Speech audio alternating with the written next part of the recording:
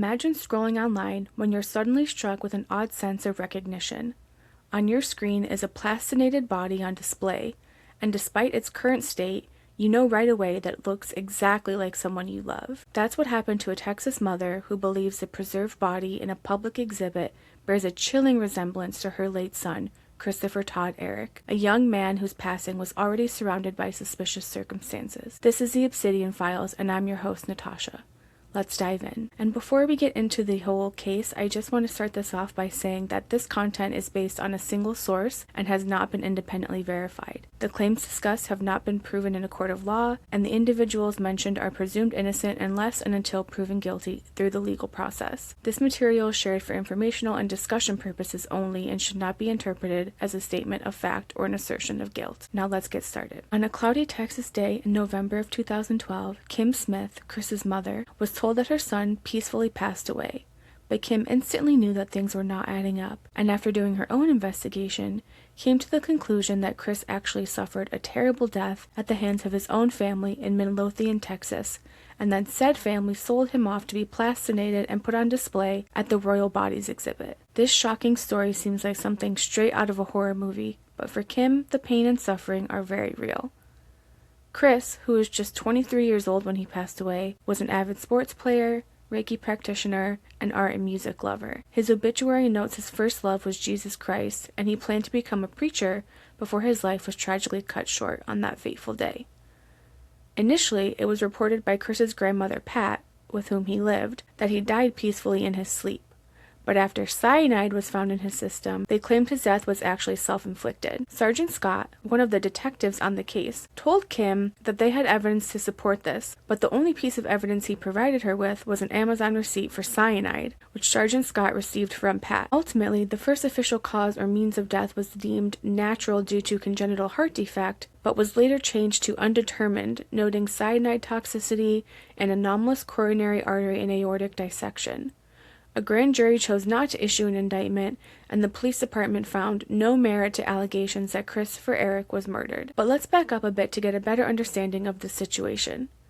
When Chris's parents separated, his mother Kim was granted full custody, but one day, Chris's father Stephen arrived with what appeared to be a court order and took Chris away. For 6 months, Kim had no idea where her son was.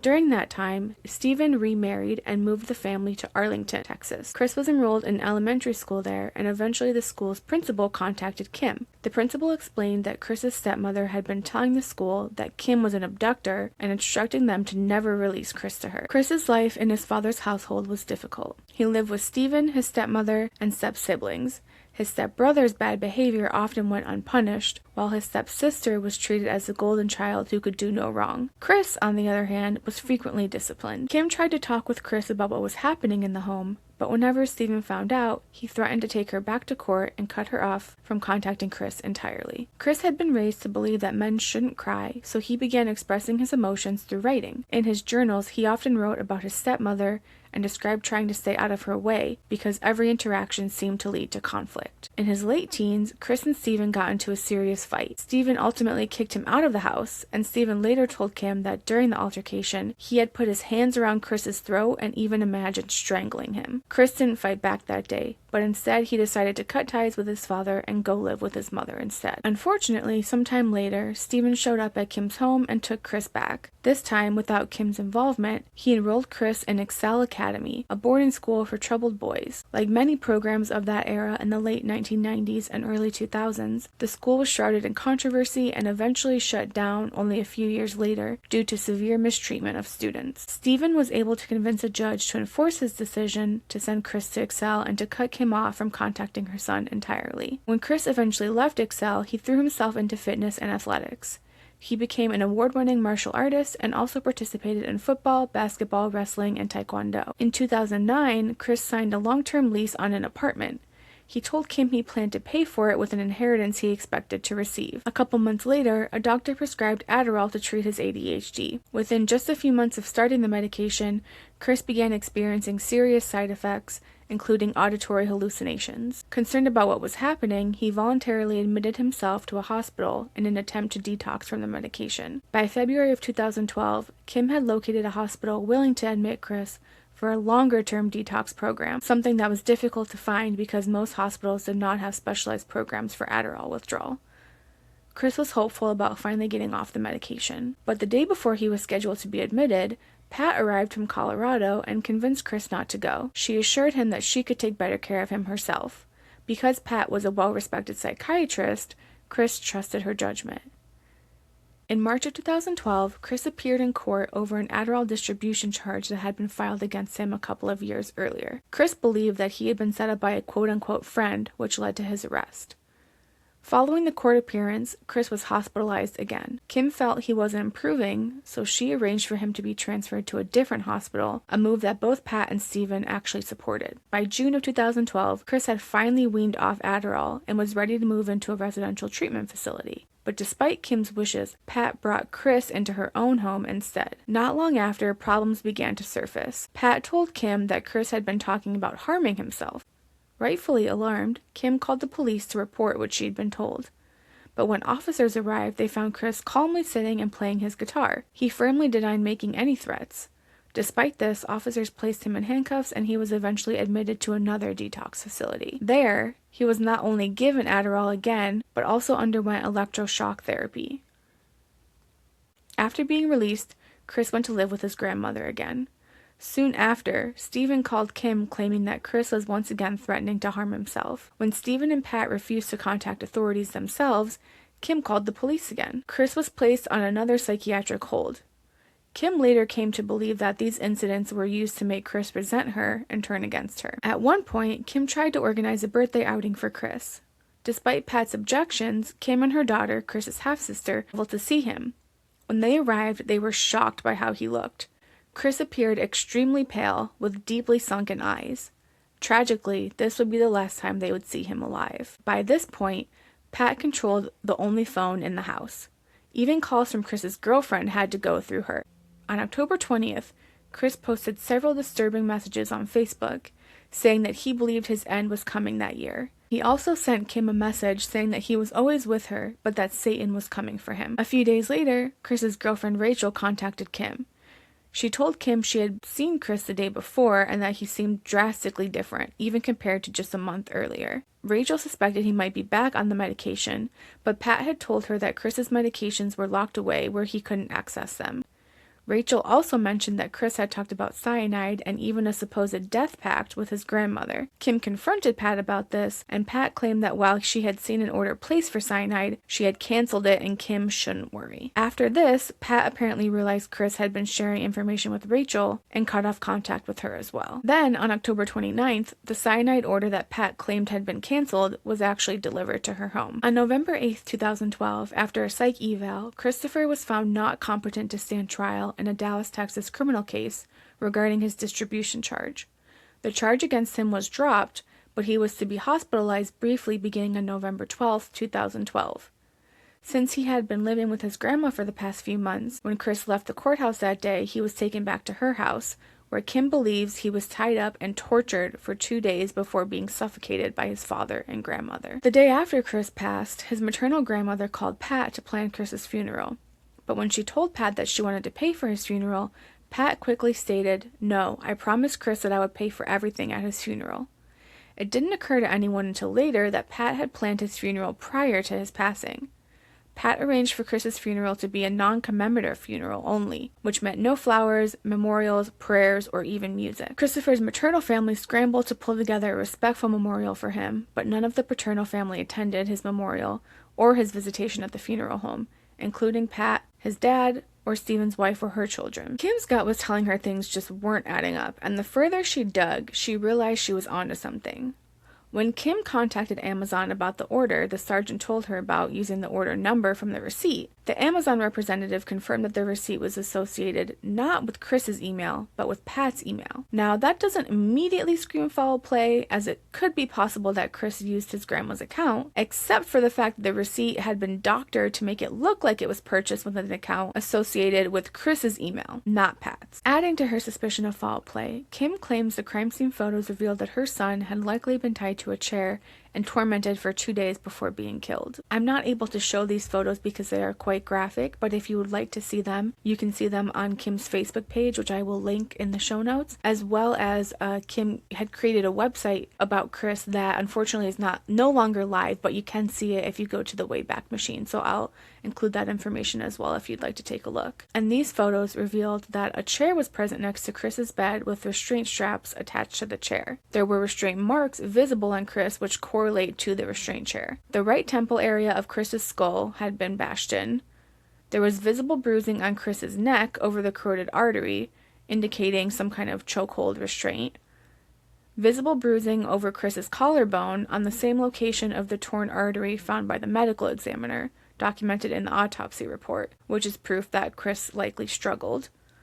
Bruising visible on Chris's lower chest, which seems to be proof of restraint and that an assailant kneed him in the chest. Torn mini blinds visible in Chris's bedroom, which could be linked to an attempted escape out the window or just a struggle in general, as it was right next to his bed.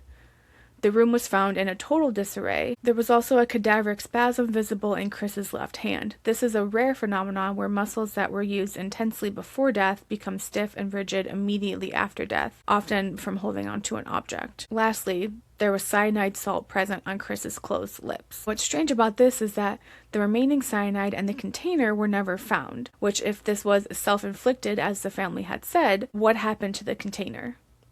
You would think it would just be right next to him. When Kim spoke to the medical examiner, he told her that Chris suffered a heart attack and then another about 12 hours later. He also said that he had been poisoned with cyanide and appeared to have been suffocated. Now let's talk about the cyanide. In April of 2012, this was the first attempt to purchase cyanide on Amazon using Pat's credit card and email address. We can't say for sure who placed the order or exactly what happened, but it doesn't seem that this order went through for some reason. July of 2012 was a second attempt to purchase cyanide online, this time from Alpha Azir using Pat's credit card and email address. Pat claims she caught this purchase on her credit card and canceled it, telling the company it was purchased without her permission by a person wishing to harm themselves, and later told police that she saved Chris from purchasing this item. When Kim reached out to this company to verify that, they said they had never received an email about a struggling person attempting to buy cyanide. Now, again, in October of 2012, this was purchase attempt number 3 via Amazon, using Pat's credit card and email address. This is the confirmation that Sergeant Scott showed Kim, and this is where it seems that Pat altered the email confirmation from Amazon before handing it over to the Midlothian police, removing her email address and adding in Chris's email. And this order was successful. This order was delivered. Kim believes that Chris was poisoned with cyanide over an extended amount of time, and the medical examiner said there were signs present that indicated long-term cyanide poisoning. These long-term poisoning signs were dismissed and claimed to be caused by long-term heart disease. It is known, however, that Chris went to his doctor with complaints about severe fatigue, nausea with vomiting, severe confusion, and depression, which are all typical symptoms of chronic cyanide poisoning. Of course, this isn't something that doctors see very often. So unfortunately, Chris's doctor thought this was a vitamin deficiency issue, gave him a B12 shot, and sent Chris home to rest. Chris's girlfriend Rachel claims that Chris told her he and Grandma Pat entered into some sort of death pact together. Police never interviewed her about this, and if this is true, Pat certainly did not keep her end of the bargain. Now back to Chris's funeral arrangements. Kim attempted several times to post Chris's memorial information on his Facebook page. Later, she received confirmation that Pat had logged into Chris's Facebook account and deleted every post about his memorial. Only a few weeks after his death, Pat also had the funeral home delete his online obituary, which his mother had just made for him. Police reports later confirmed that Pat admitted to frequently accessing Chris's email and online accounts without his knowledge or permission. About 8 months after Chris passed away, several people who were close to his stepbrother contacted Kim with concerns about his spending suspiciously increasing after Chris's death, and that he might have collected money associated with his stepbrother's death. Now remember, Chris had told Kim back in 2009 that he was doing a long-term lease with money that he was getting from some sort of inheritance. So maybe that money, when he passed away, went to his brother. Maybe it was some kind of life insurance that his father had on him. We don't know for sure. Kim was told that her son was cremated, supposedly as requested in his living will, and was given a necklace with his ashes in it. But she doesn't believe this to be true. so she started digging into Chris's father, grandmother, and stepfamily. She located some information on his father's financial connection to a human tissue harvesting company, along with Chris's stepmother, who was briefly a financial advisor. A financial statement she handled was with a charity called Student Discipleship Ministries, which shared the same address as Axogen, a nerve and tissue harvesting company. Afterwards, Kim learned of a specific relationship Chris had with someone who was on the board of a plastinated body museum. Following a hunch, Kim started looking for plastinated bodies with a skull fracture like Chris's, and after an extensive search, found an Australian news article by Megan Palin about the controversial origins of the bodies, featuring a photo of a plastinated body with the same facial structure and injury as Chris. Kim immediately recognized that this body was her son's, which was supposed to have been cremated shortly after his funeral. On the Christopher Erick memorial page, which was unfortunately hacked in the last couple years and now features mukbang and car videos, Kim shared side-by-side photos of Christopher at the funeral home with a dent in his head and a plastinated preserved body called the Thinker, which was on public display at the Real Bodies exhibit at Bally's in Las Vegas, with a similar dent in the same part of the head. When Chris's case took social media by storm, the Thinker was removed from the Real Bodies exhibit. Later that year, you likely heard about the unidentified cremated remains of 300 plus humans that were found dumped in the desert right outside of Las Vegas. Since the Thinker has not been publicly seen since around April of 2025, Kim is deeply concerned that Chris's remains may have been one of the hundreds found out in the desert. In November of 2025, the Real Bodies exhibit in Las Vegas told The Sun that there is no factual basis for these allegations, adding, "We extend our sympathy to the family, but the reference specimen cannot be associated with the individual named in these claims. All specimens are ethically sourced and biologically unidentifiable. We remain committed to ensuring that all exhibits meet the highest ethical and legal standards." In an email screenshot Kim shared on her personal Facebook page, the company went on to share that all bodies in their exhibit come from Dalienhofen Biotechnique Company Limited and are all unclaimed bodies donated by relevant authorities to medical universities in China. The specimens, as the company calls them, were all legally donated, were never prisoners, showed no signs of trauma or injury, and died of natural causes, according to them. At this point, you might be thinking that Kim is just completely overwhelmed with grief after losing her son, and maybe she's grasping at straws. And honestly, early in my research, that thought crossed my mind as well. But then I learned that something like this has actually happened before. And that changed everything. In 2024, a woman named Diana Mitchell went to a local plastinated body exhibit with her granddaughter, Jasmine. Jasmine was studying pre-med, so she was especially fascinated, taking her time looking closely at the preserved bodies. At one point, they stopped in front of a display showing a man posed mid-jump, and Diana noticed something strange. There was metal hardware in the man's ankle, and on the other leg, a fracture that had healed but was clearly still visible. The moment she saw it, Diana felt a chill run through her. She knew that ankle. She knew that fracture. She believed she was looking at the body of her son, Marcus. But getting anyone to believe her was another story entirely. Diana had to fight relentlessly just to be taken seriously. Eventually, with the help from the police, a judge ordered the museum to run DNA testing. They compared the DNA from the body with samples from Diana and even Marcus's baby teeth. And 2 weeks later, the results came back. It was a 99.97 match. While Diana had spent years searching for her son, keeping his room exactly the way he had left it in case he ever came home, Marcus had actually been murdered.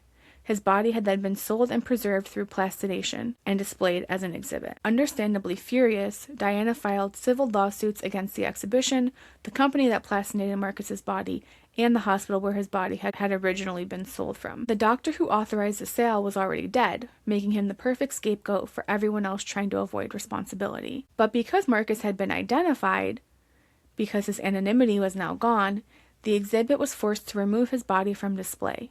His remains were finally returned to his family, who were able to give him a proper funeral and lay him to rest. And after learning this, Kim's story becomes a lot more credible. Ultimately, what Kim is hoping for is to confirm that the Thinker is indeed her son and to locate his remains. While her Change.org petition is no longer active, we can continue to bring awareness to this case by amplifying her voice and contacting the Texas and Nevada Attorney Generals to encourage them to look into the case further. Before I end today's episode, I want to take a moment to remember the victim at the center of this story, Chris Erick, a young man with a bright future ahead of him. True crime isn't just about the mystery, it's about the people whose lives were changed forever. Thank you for listening and helping keep Chris's story alive. If you enjoyed this episode, please like and follow so you don't miss any future videos. I'll be back next week with another case. I'm Natasha, and this was the Obsidian Files. Take care.